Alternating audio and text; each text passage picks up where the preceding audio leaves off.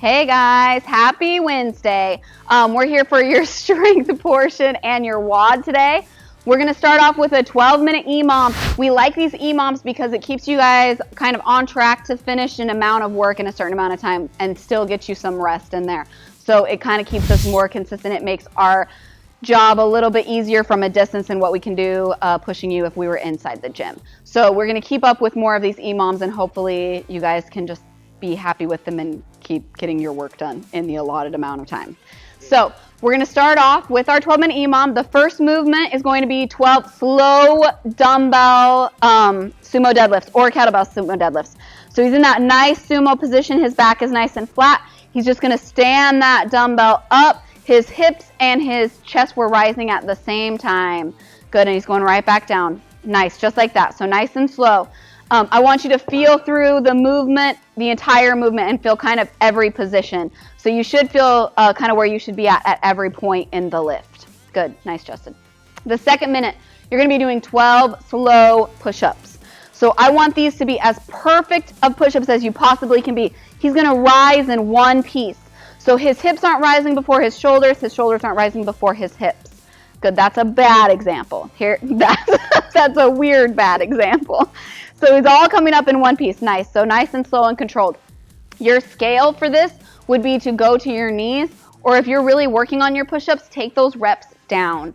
These also do not have to be unbroken. So if you can do 3 perfect ones, shake it out, do another 3 perfect ones, that would be great. Let's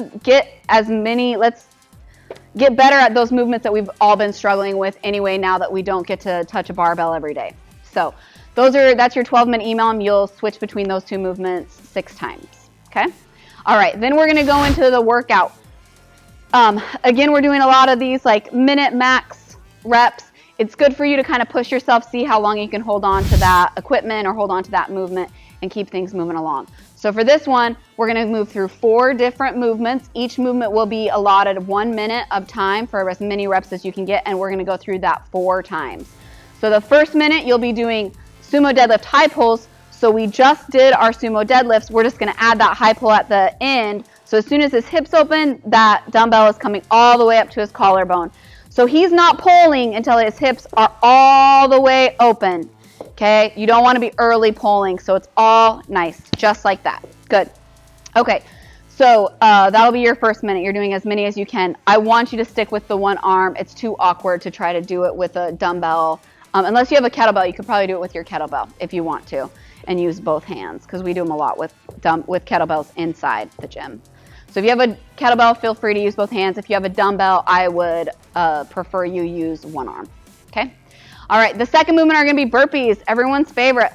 Drop on down, make sure your hands are right underneath those shoulders, feet are wide, then you're going to pop those hips up, drive those feet out around your hands, and drop right back down. This is a really good practice for you to try to stay in one place. If you're moving around a lot, you're probably being kind of inefficient in your burpees. Yeah. Well, that's very inefficient. Yeah. So you want to keep everything nice and controlled. Smooth is fast, okay? So controlled and smooth is fast. All right. The next movement will be your push press. You'll get that dumbbell or your kettlebell up to your shoulder, and you're just going to dip and drive.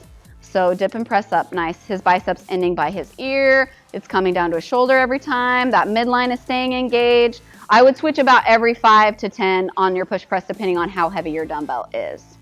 Nice, Justin, rest. The last minute will be mountain climbers. This is our cardio movement besides the burpees. So I don't want you to go wide on these. I want you to bring those knees up right to your chest and back. So if he's going to speed it up, yeah, just like that. And his back is not coming up, so he's staying nice and controlled. His abs are engaged that whole time.